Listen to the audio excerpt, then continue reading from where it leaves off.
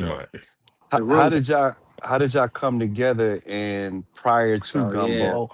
So, how we got started was pretty much, we were both solo artists, and we were both managed by Adrian Miller over at Zion. Shout out to Adrian Miller. Big Um, shout out to Ace Adrian Adrian. Miller. yeah, shout out to A Love, Hey, love. the Yeah. legend, the legend.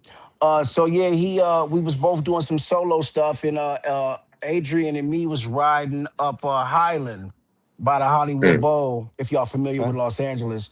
Um, and he said, I want to play you this artist, right? And he put on this song called Thank You by Ro. And when I heard it, I was like, God damn. Like, I said, fuck with him yesterday. I said, he's dope.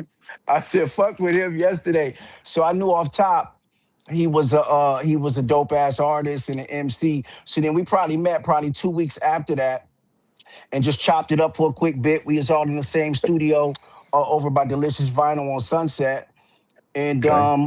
we got word that RZA was doing a movie called Cutthroat City. Mm. So RZA was looking for different tracks. Adrian was the he actually produced the sound. I forgot what you call it when you supervise. He was a music supervisor on that particular project. And RZA was going through a whole bunch of songs, and he heard some of my music, and he was really impressed. So he invited me down to the screening.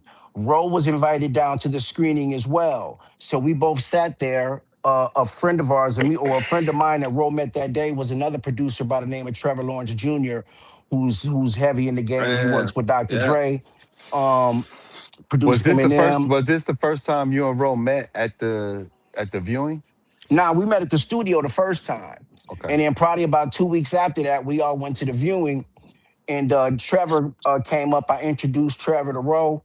The movie came on, and then we met RZA, and he's like, "We need a song. We need a title song for this." So the story goes a little bit deep because we took the song back home. Trev sent us a beat. We both was liking the beat, and I didn't hear shit from Ro for a minute. We both were living our lives. You got to realize this is when COVID hit, probably a little after that. So everybody was pretty much down. So I'm sitting in my living room one day, bro, and my phone goes off. I'm sitting here with my daughters. Their mom is gone. The phone goes off, and it's TMZ, and it say Kobe passed, right? Mm. And if you know me, which a lot of y'all know me, I'm a diehard Kobe fan. I bleed purple and gold. So Man. that's how I got the news. I threw the phone across the room. I was pissed off. I told her to come home. I had to get out the house for a sec, right? So I go up to the local bar and I bought 8 shots of tequila, lined them all up for Kobe. Man. I did the Rest in shots peace, one, Kobe. two, three, four, five, six, seven, eight, and I just start crying like a baby at the end of the Right. bar, right? Real shit. I'm just being real. So Right. after that, I get this text, and it's Ro. He sent me his verse of the first single, which is Purification, which went on the Cutthroat City. So I heard this verse and it blew me away. Like it blew me away. I thought it was a personal attack on my MC hood. Like the verse was so hard, I Real thought he nice. was coming for my neck. I was like, yo.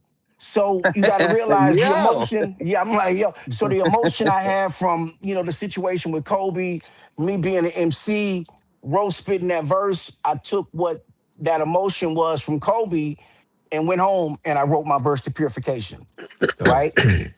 And that's how we did the first song. RZA heard the first song, and instead of putting him and Ghostface first, he put us first. He put us on the head, uh, uh, um, the title track. Dope. Salute. It meant a lot, and that's the birth of Gumbo. That's how it happened. Definitely I meant a like lot. that. Man, I remember just on my side of the window, it's like I remember listening to the beat and it had that know the ledge type vibe to it. Uh from The Rakim Juice. joint? And I was The just like, Rakim joint? I ain't Yeah. never did nothing like that before. You know what I mean? Like I was like, this was different, but it was fun because, me with music, man, I just love the challenge of doing something different, trying something and just seeing what happens. Just throwing it at the Right. wall and see what happens. And so I remember just kind of tapping into how I would come at it inspired by Daddy Kane and a few other brothers from that time. I mean, they're still doing it now, but they were doing it then too. Right. Right. So I was tapping into that. And then yeah, that's when I sent it to him, and then he just seemed hype, and I was just like, "Oh damn, I think I think I did something." So, and after that, Right. I was just excited to hear his version. did his verse, and I was just like, we did it. We did Yeah, that shit something. was hard. I don't like what is happening here. You know what I mean? And then You it's was just about one of to those say, things where you have a wait, you was plan, you know, of like where you're going to go musically and what you're going to do creatively. And then the thing that really hits is something you never expected to even write, you know, which was, it could be nothing but like universe. You know what I'm saying? Like, hey, hey, you thought you was going to do what? Oh, no, here's some boom bap. We finna go do this real quick. And I was just like, what? Let's go then. Okay.